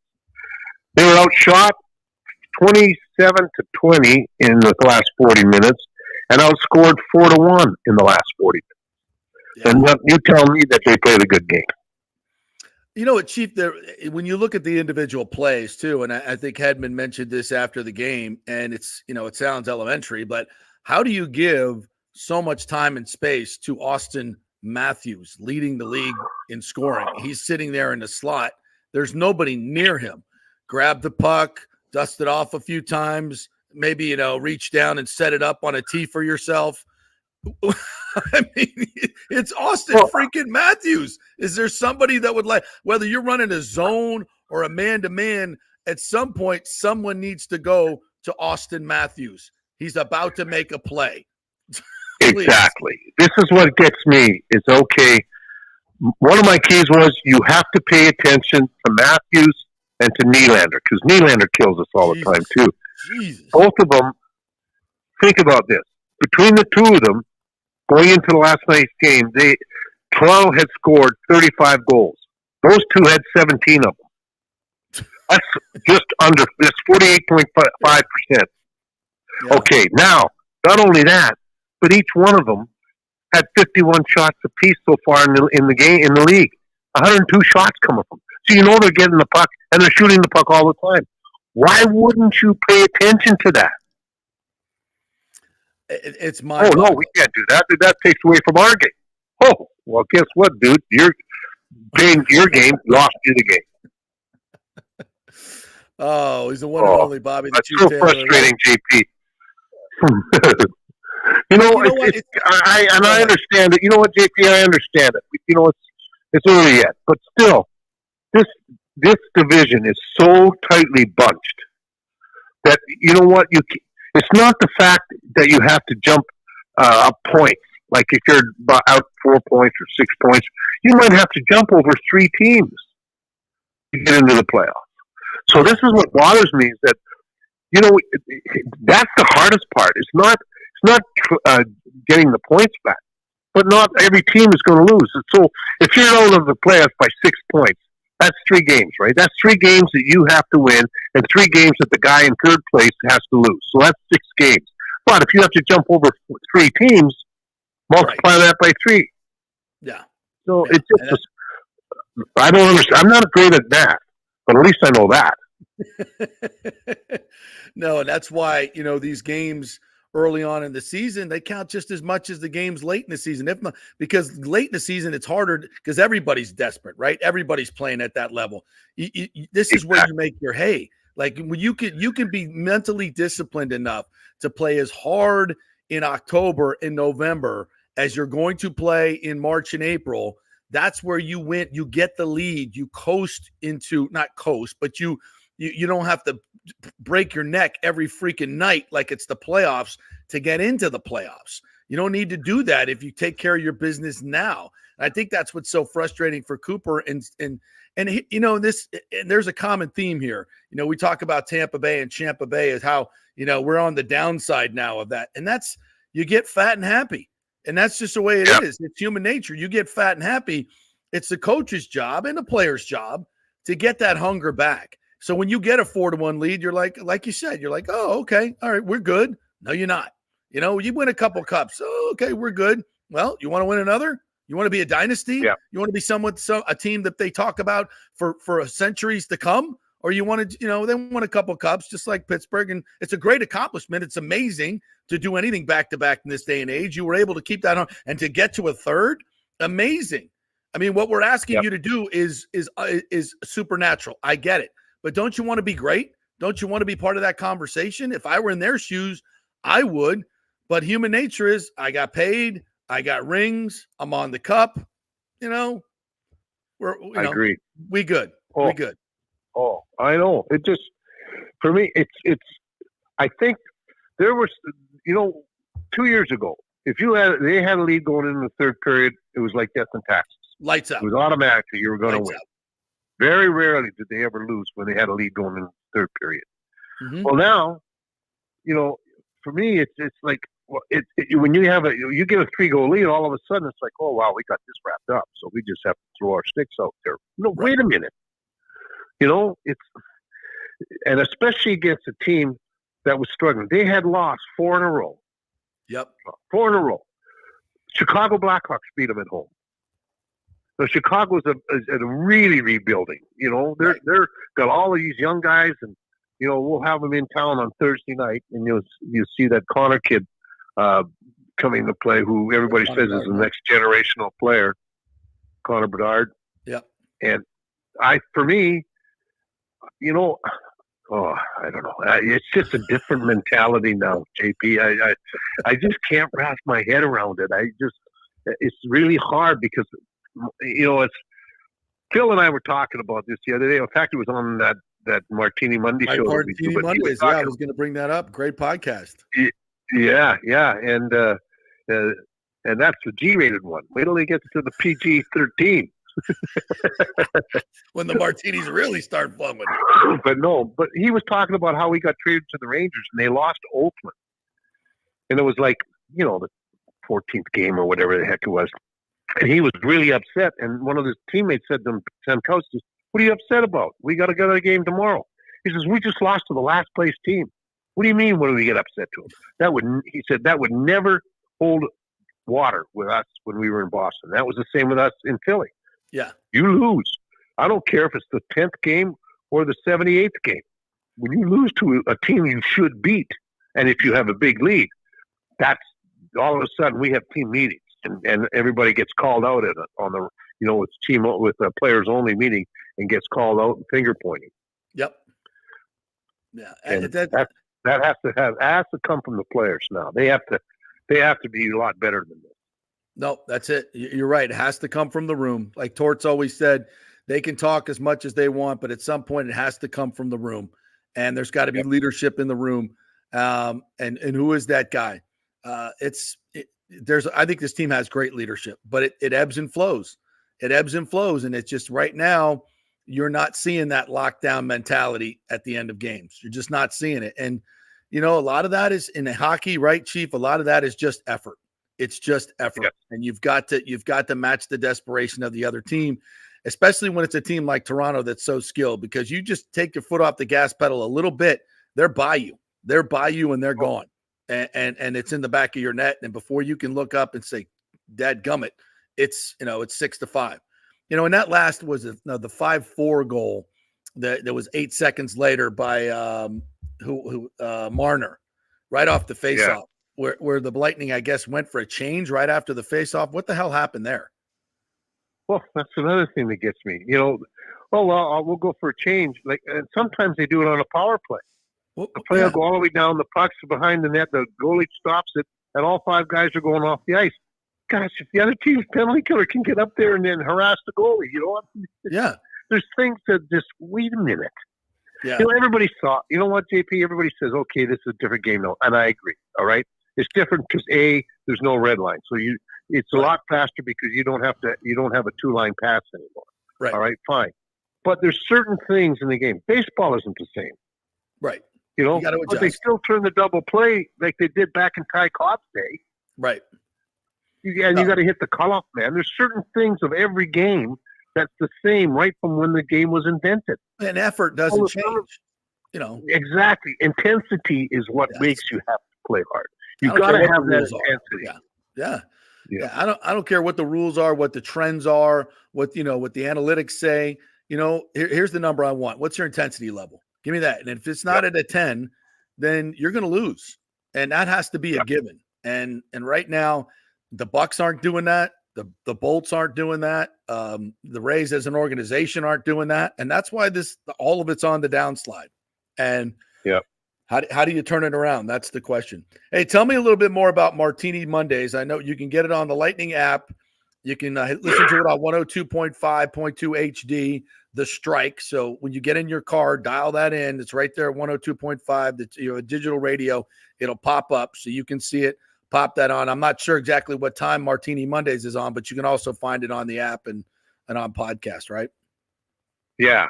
We it's really funny. As you well know, you've been around Phil and I. When we, oh my God, one story begets another story begets another story. The best. And we were, and what really happened one time, we were sitting there and we were just telling stories. And a couple of guys right there from the radio, and they were thinking, what a great idea to do this. Well, and we used to call it Martini Mondays because every time when we come over, it would be on a Monday, and I'd have martinis. We'd sit outside and tell each other what great chits we are. Yeah.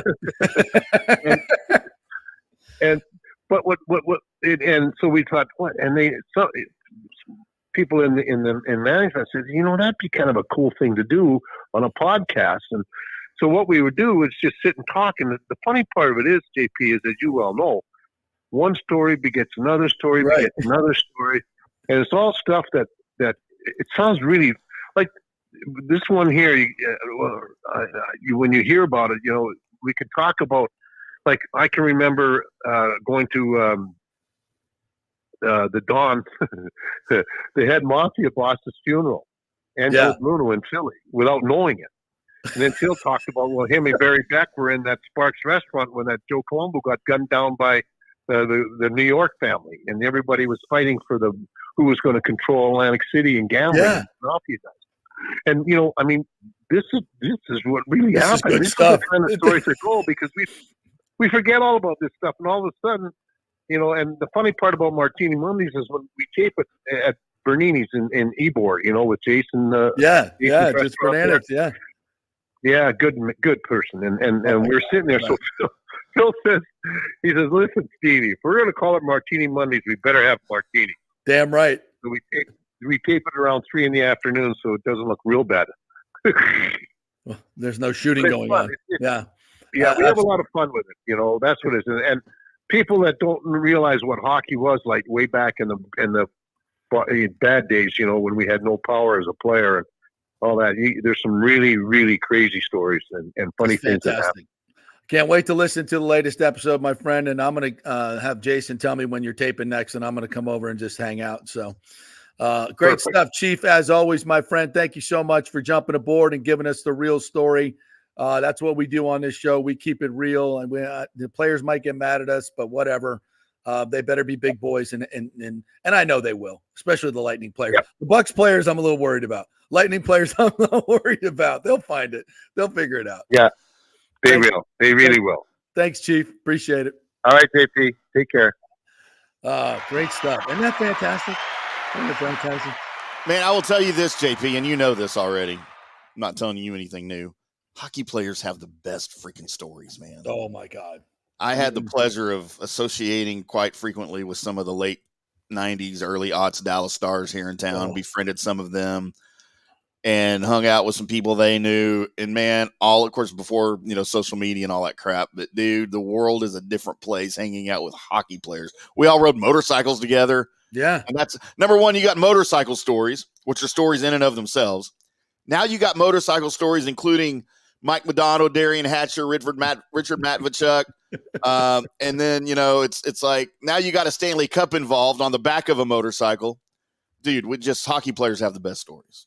Sounds like a lot of toxic masculinity to me, my friend. I don't know. You know, I wanted to ask. Very dangerous. I wanted to ask Chief. Very dangerous, you people. I wanted to ask him about the current, you know, I guess culture of the league and player, but I know he's still employed and still on the air. I didn't want to paint him into a corner and get him in trouble, but I had a conversation with Bobby Hull a few years ago, of course, before he passed away, about the current situation. And this was probably 10 years ago, about the league at the time and the players. And he was like, they're all pansies. He used a different P word though. He didn't say pansies. They're all pansies. He's like, I would dominate. Like in my age right now, I would dominate in this league. And I mean, that's Bobby Hull. Everybody's familiar with it, persona and everything. Yeah. But I kind of wanted to ask Chief that because, you know, he's about the same generation as Hull was. And, well, and today's players would say, I skate right by you. You'd never even get a hold of me, you know? Yeah. Yeah. And that might be true. Yeah. I don't know if it makes it a better game. It's just, you know, we're old heads, bro. And, you know, we could talk about this younger society, but the bottom line is we've created it, you know, as parents, we've created this soft society that we have. You know, I feel like I taught my kids, especially my son, you know, one of the greatest compliments I ever get is from girls that he's dated. And they say what a respectful young man he is. He's just different. You know, he knows how to treat women. He's respectful to women, but he's also a man. You know, he knows how to be a man, and he knows what, you know, he's not soft. When he was a kid, you know, early on, there was a lot of that. And, you know, he started to play football and he didn't like it at first. But he learned to love it. And he understood that it's very analogous and metaphorical to life. That's why football is the greatest game ever invented. Yeah. Because it teaches you lessons that you ain't going to learn in third grade civics or even, you know, on the playground. Not anymore. You know, in high school home ec. Yeah, you're gonna get. You know what? You're gonna get bullied on the football field. You're gonna get bullied. You're gonna get knocked down. You're gonna get the shit beat out of you, and you got to get back up. You got to get back up and stop. Don't cry like a wussy and go. You know, call your agent or whatever. You know, it's demand a trade. Yeah, it's really. You know, by the way, see James Harden at the Garden last night. 17 points. Oh, that great team. Oh, yeah. Yeah, you lost to the Knicks, for God's sakes. Julius Randle is what he scored 17 points. And then I saw him interview, and he's like, yeah, I'm not in the greatest of shape. I miss training camp. JP, you're the one who walked away, bro. You're the one who walked out of camp. And demanded a trade, and you got the balls to sit up there and say, yeah, I'm not in great shape. I don't know. I could be wrong, but while you were, demanding your stupid ass trade, you could have been working out in the gym and got in shape like a professional, couldn't you? Not James You want to Harden. say, "Oh, I'm not in shape. I'll get. We're just kind of winging it out there." Really? Well, you could have stayed and honored your contract and played where you're supposed to play. Oh, Daryl Morey hurt my feelings. Oh, he's a liar. Oh, you poor How thing. about you man up and do your job? Yes. And honor How your about you signature man on that up and do contract. your freaking job for $37 million a year, for God's sakes? And Are JP, you that's the reason kidding me? This is the reason I hate the NBA. This situation right there is why I cannot stand. Can't stand the it. NBA. I won't watch it. I haven't watched it in years. And you guys in Tampa, just thank God you don't have an NBA team. You don't have to And deal people, with it. from time to time, people say, "Oh, we need an NBA team." I'm like, no we don't. Y'all have No, we Orlando, don't. right? Like that's close enough Yes. to cheer for. If you Exactly. You want to feel go like, see a Magic game? Go to a Magic game. If you feel like you have to have an NBA team to root for, go root for them. They're far enough away that you can disown them when you need to, but you can cheer for them when you want to. That's exactly. Perfect. Be a bandwagon fan. No, it's awful. It's awful, and it's not. And it's seeping into football too. It's seeping into the NFL, and man, I just can't. I like, don't do this to me.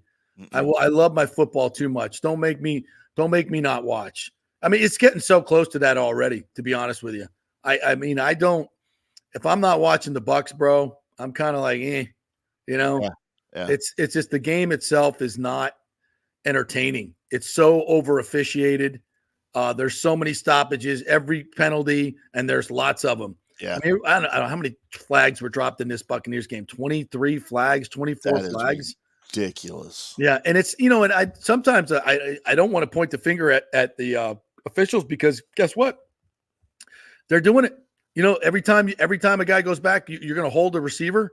You're going to hold a receiver every single time. Well, you're going to get called for it. Yeah. Can we not coach these guys up to not hold? But they feel like if they don't hold, they're going to get beat anyway. So it might as well hold. And then, so what? They got the yardage. So what? They were going to get it anyway. I don't know. The game is bad. The NFL game is just, it's not interesting to watch. And then the personalities and the politics and everything else.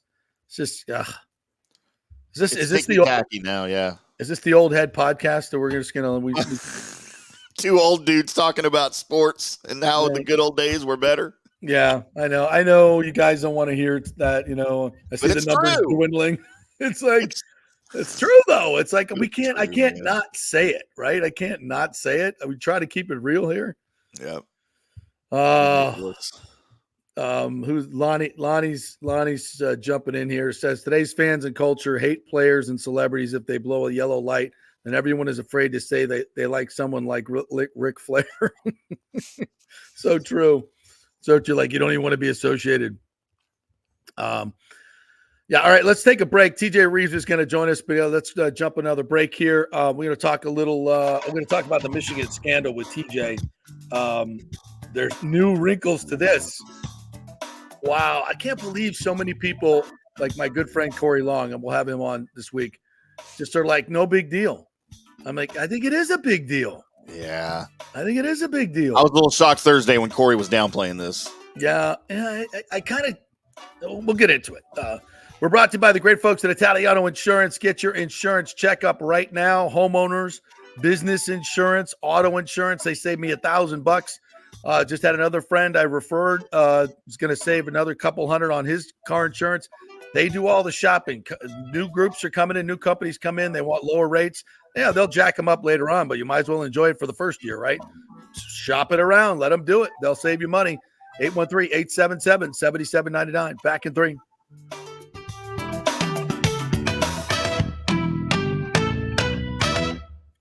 Well, Fitz the mortgage guy did it again. A listener heard his ad, was going to another big bank, but called Scott Fitzgerald at American Mortgage Services of Tampa, and Fitz saved him $618 on his monthly payment. Are you kidding me? Folks, that's big money. Rates are going up, they're going down, they're going all over the place. Scott will shop your loan and save you lender fees and get the best rates. Email him, scott@amstampa.com, or call 813-294-7595. That's Fitz, the mortgage guy.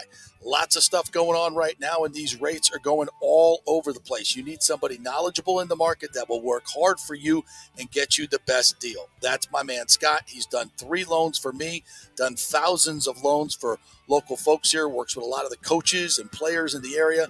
He's the guy. 813-294-7595 or go to scott@amstampa.com. Have any old coins sitting around the house? Well, the Gold and Diamond Source will purchase a variety of different types of coins and bullion. Their gold buying program includes sterling silver, silver, platinum, and watches. They also accept unusual pieces that other jewelry stores do not, such as gold bars and sterling silver flatware. The list of items they do accept is far more extensive than those they don't, so check it out. While you're there, you can check out the largest collection of any family-owned jewelry store in the country, especially with summer coming to an end. The holidays are right around the corner. Never too early to start your holiday shopping, especially if you're planning on getting engaged or have any birthdays or anniversaries coming up. Come on in and find out what buying jewelry should be like with an expert staff of gold and diamond jewelry enthusiasts. And the best part, they treat you like family. And if you're worrying about price, don't. The Gold and Diamond Source has something for everyone's budget. They even have a layaway. If you stop in and get your favorite piece now, you can have it paid off by Christmas. Plus, you can even finance your purchase with 0% interest for up to 5 years, and you can get a $5,000 diamond for only $83 a month. It's the greatest folks in the world, Julie and Steve Weintraub, the Gold and Diamond Source, 3800 Olmerton Road, always online at thegoldendiamondsource.com. JP here for my good friends at Italiano Insurance, and they did it again. Once again, Italiano Insurance stepping up with the best customer service. I was in a bind. My old insurance company, my auto insurance, jacked up my rates, so I called Charity at Italiano Insurance, and she stayed till 9:30 at night until she got my insurance done. And guess what? She searched all these companies for me. I didn't do the work. She did. Saved me $1,000 on my annual premium. $1,000, folks. That's real money. And that's what you get at Italiano Insurance. Great customer service. And here's another note for you, by the way, with hurricane season up. 40% of people in Florida are underinsured. That means if you have something happen during a hurricane and you need replacement costs, you're going to get 40% less than you deserve. Can't let that happen. Call the folks at Italiano Insurance and get them to help you out in both those regards. They will save you money and keep you insured properly. That's 813-877-7799. Great folks in the community, been doing it for over 60 years. Italiano Insurance, 813-877-7799. Pure Sports. JP is back on. Welcome back. FanStream Sports. All right, welcome back to the old head show here with the Peterson, IndyCar Tim. Nick, too bad we don't have Nick on today. He'd be losing his mind. He would be. He keeps us straight. He just starts rolling his eyes when we start to. Back in my day. And he's like, "Oh my God!" And so that's why we try to keep it. We have a lot of different voices here on the JP show. So when we start going off, you guys feel free in the comments to just start ripping us. That's fine. Yeah, I'm used to it. We get it. No problem at all. I got 6 kids, man. I'm used to getting ripped about my opinions. Yeah, absolutely. You got 6 kids. Oh my God. Well, I mean that I know of. Yeah. I got 4 of them still live at home too. I got two of my own and 2 stepchildren here that are keeping me young. So it's good stuff. Absolutely. Oldest is 27. My youngest turns 13 in 2 days. Wow. Yeah, and I, in a lot of it, I've got a 10-year-old boy here, and he's just a great kid, but he's soft. He's really soft, and I'm trying to teach him. Like yesterday, he wanted to go out and practice some soccer. And he's like, "Oh, the grass at that park is too itchy." Oh my God, JP. It just went, oh my. You know what we did when our grass was itchy? We wore long sleeves and pulled our socks up to our knees. Exactly. I'm like, what are you gonna? You say you're not. What are you gonna roll around in it? You're not even gonna roll around in it. They're gonna touch you. Like, what are you even talking about? Like, it's oh, that's funny. That's priceless. And it's like he gets dropped off like 2 blocks from where he normally gets dropped off, or maybe even less. And it's like, I gotta walk over there. I'm just like, are you, dude? Get the hell out of the car before I kick your ass out of the car. Yeah, but again, it's our fault. Yeah. Our expectations are low, but I'm just coming into this young boy's life, so the expectations are changing, and he's getting it. He's doing a great job. He's starting to understand it, but sometimes they fall back into their previous ways, and it's hard. And I get it, but they don't know until you tell them. Exactly. My son was just, he was the same way. You just gotta toughen him up, and and it may sound old school, but listen, life is tough, and it ain't gonna get any easier. Folks, I got news for you, kid. If you're coddling your kids right now, you're doing them a humongous disservice. A humongous disservice, because life is going to get very difficult if you haven't figured it out already. We've kind of, we went through the cushy time, and if you know anything about history, the pendulum swings, and it's so if you're coddling your kids, if you're if they're in their feels all the time, and you're just oh, give me a hug. I understand there's times to hug them, but there's times to pull their pants down and whack them on the ass. You got to do it. And it seems like a lot of these players have never had their pants taken down because they can't handle a little bit of criticism. My dad was a Depression baby. My dad was born in 1930. He grew up in the Depression in East Texas.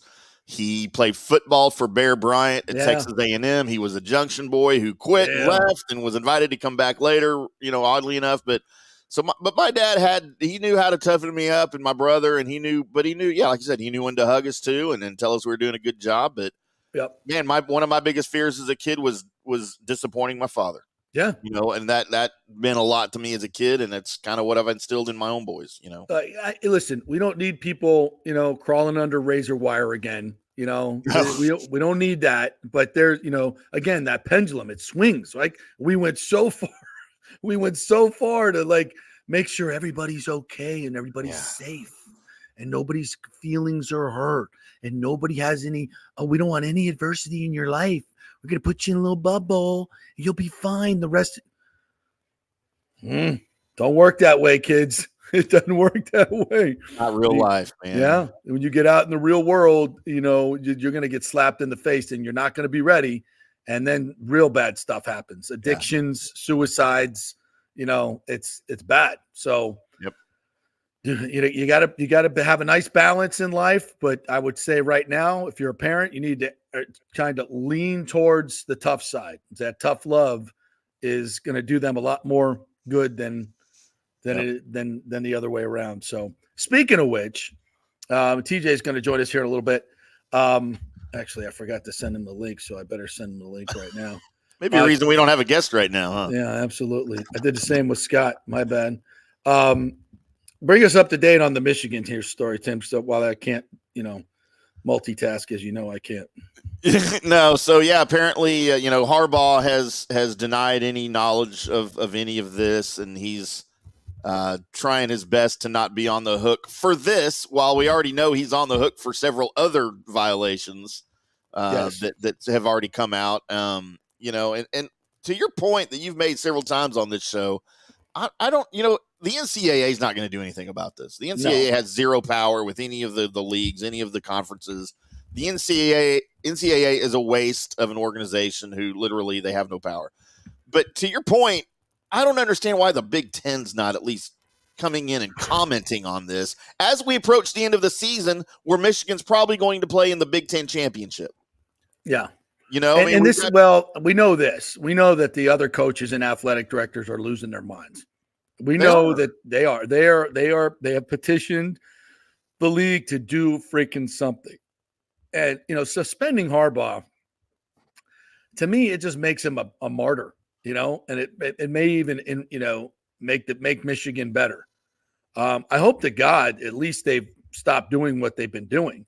I mean, they're 23-1 since they started doing it. Right.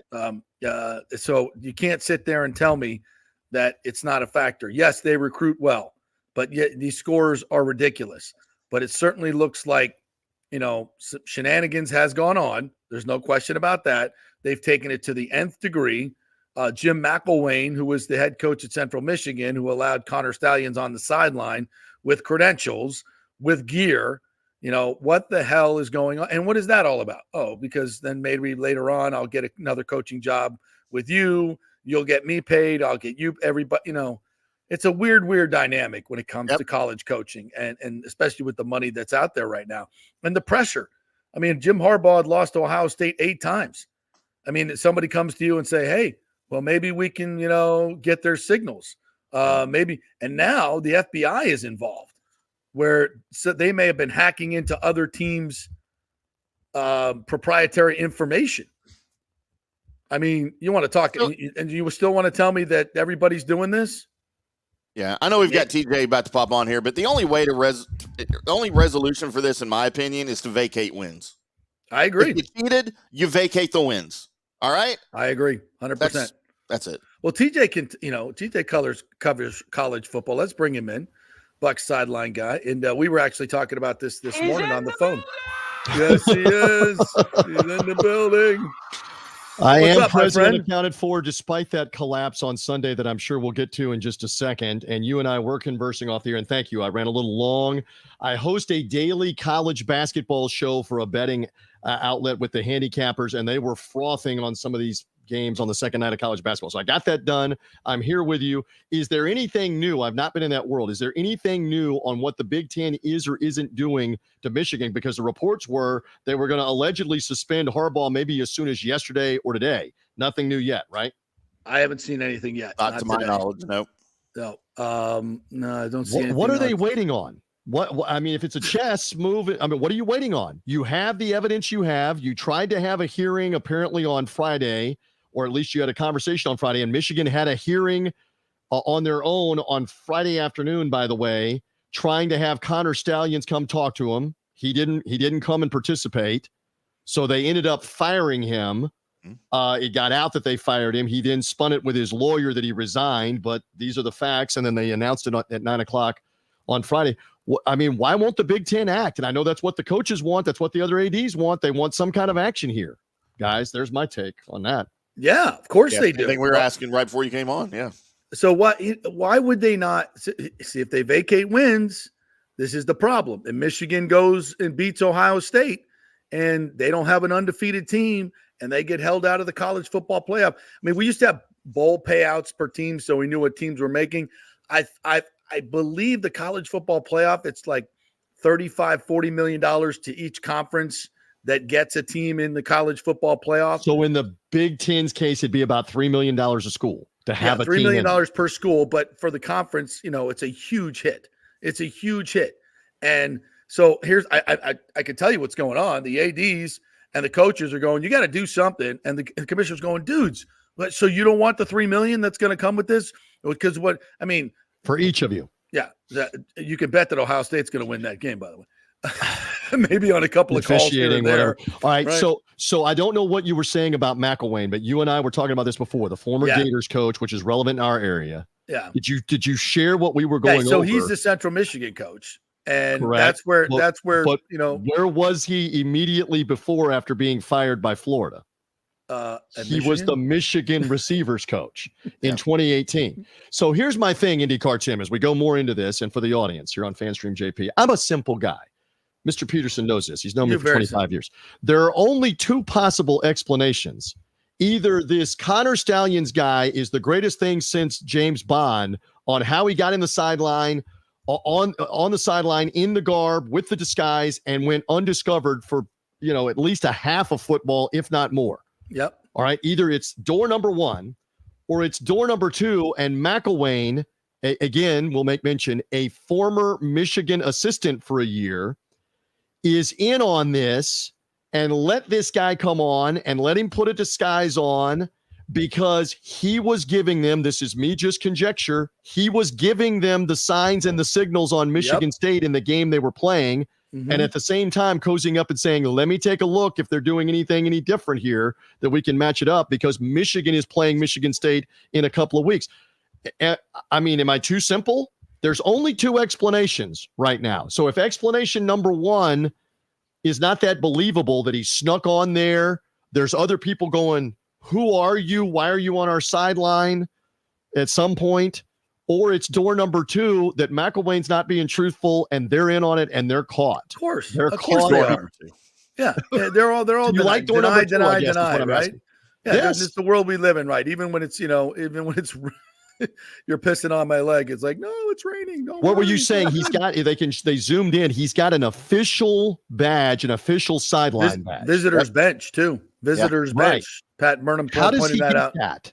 From McElwain, from CMU, and that's my thing is like he disappeared from the CMU sideline in the second half. So if he's got a visitors bench, guess where he was? Listen, he was over on the Michigan State side, maybe picking up a few pointers over there. Oh my God! Getting in the all right. The defensive backs so they huddle. haven't, as of now, almost noon Eastern time on Tuesday. They haven't done anything. Oh, by the way, massive game, as you guys know, with Penn State. Yeah. Fox is there for the big noon kickoff pregame. It's the big noon national game. What are they going to do? What are they going to do? I don't know. What is Fox going to? I don't watch Big Noon Kickoff. I watch College Football Game Day, best show on television. So I haven't watched Big Noon, but I might start leaking over there. I like some of those. I can't watch Urban Meyer. Can't watch him. I understand. Can't do it. I love Rob There's Stone. There's great back friend. and forth. There's great back and forth between all of them making fun of each other. And you got some brand names sitting there. Matt Leinart, Heisman. Leinert's funny too. Leinert's really good. Leinart got the one-liners. The whole crew's good except for that a-hole. Like, why is he on there? They want the coaching connection there with that. I liked Bob Stoops better in your part of the world. Stoops was fantastic. I love Stoops with the personality and the one-liners just as much. But XFL champion, baby. There you go. That's right. Don't ever forget it. With the Renegades, right? Arlington Renegades. The Arlington Renegades. Okay, so it's good that Dallas football's had a championship in this century. It's the professional football. It's the Renegades. And you know what? I'll take it. In any event, I know you want to get to Buccaneers before we have to depart here. So what was what was going on the sideline there? I mean, you're right there in front of you, and I know there's coaching going on. There's when guys are coming off and these busts are happening. I know something's happening, right? They don't just come off the field and like, hey, have a drink. Here's some Gatorade. I think obviously there was a lot of anger as the game was going on, and for whatever reason, they were not able to adjust or figure it out. And the one thing that I'm going to come back to, and you've already been articulating this, and look, for the audience, it's 4 losses in a row. You know that I am slanted. I am compromised. I work for the team. So there is only so much that I can say in criticism, etc., because I work, again, they sign my checks. I work for the team. I want to keep working for the team. We get that. That being said, everybody can see and can understand this. You keep playing soft coverage, and it is not working on key third downs, key drives. So the one thing I'm saying that I think everybody has been echoing, screaming from the mountaintops is go to more aggressive coverage. If you're going to sit back in a 7-man zone and people can pick you apart because they've got time to throw, and you saw it against Jared Goff in Detroit, and you saw it on Thursday night against Josh Allen, and you saw it again Sunday with a rookie that threw for 150 yards the previous week against Carolina, a rookie that in the loss to Atlanta didn't throw for 200 yards, and he threw for 334 yards in the second half against your zone.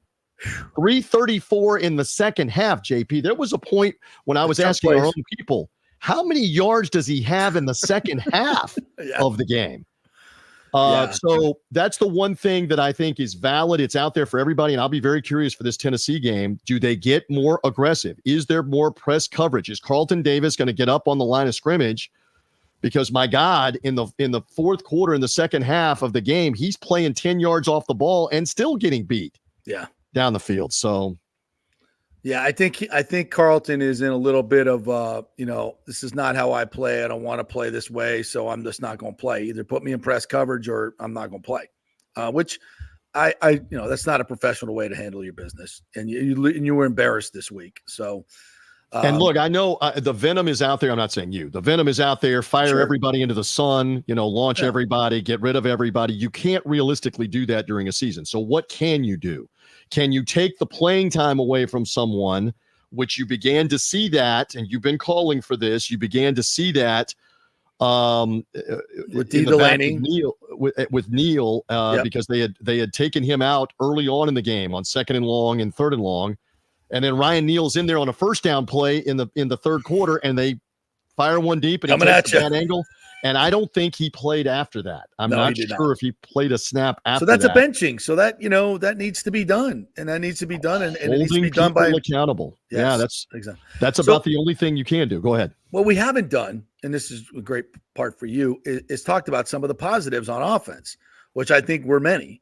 Now, I don't want to get too carried away because, there's two safeties were gone. Their 2 tackles were gone. I get all that. But still, I mean, I thought Baker Mayfield played tremendously well. Okay, so we sat here on your point, pardon me. We sat here on your point a week ago and said, how does it look? And are we now talking about going to Kyle Trask? Well, you have your answer. He played very well with the game on the line, especially in the fourth quarter. Huge throw to Mike Evans on the money. Should have given him a touchdown. Tremendous throw. Why leads does you Mike down the field. go to the ground when he catches the ball every I know. time? Like, dude, just stand up, catch the ball, and walk into the end zone. Why are you falling down? You get the ball back. You get in with a minute to go. All the craziness at the end. He made a great play on fourth down. There were so many positives from the offense, which we haven't been able to say for a month. Yeah. You did more than enough. In fact, you did more than enough to win the game offensively. 4 red zone touchdowns, 37 points.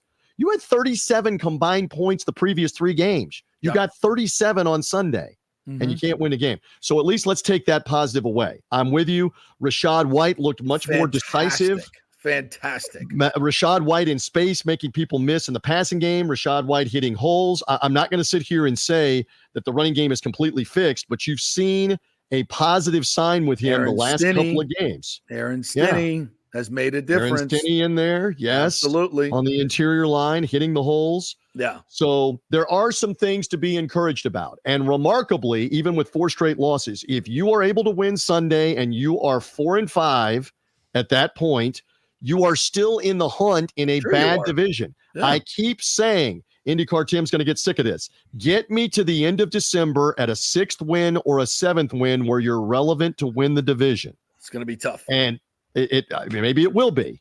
But if you get this one this week, you're to a 4th win. Now I only need a couple more by mid-December or Christmas time. I don't want to get greedy and say give me 8 or 9 at the end of the year.